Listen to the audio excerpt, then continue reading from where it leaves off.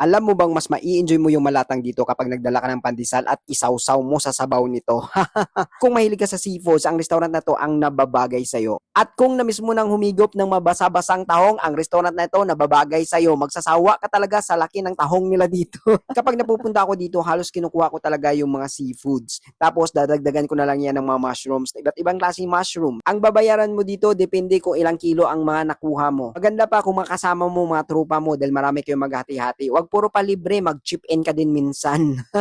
Ang per kilo nga pala dito ay 59 reals. Pero sulit na yan dahil magkakaroon din yan ng sabaw. Pero kung yung nakuha mo ay sobra sa binadget-budget mong pera, mapapakamot ka talaga ng ulo dito.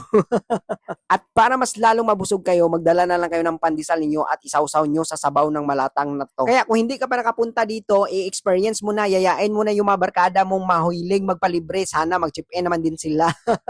And once again, this is Nonoy Kevin na mag-iwan ng isang kasabihan. Di baling single ka, basta tanggap mo na dahil forever single ka na talaga.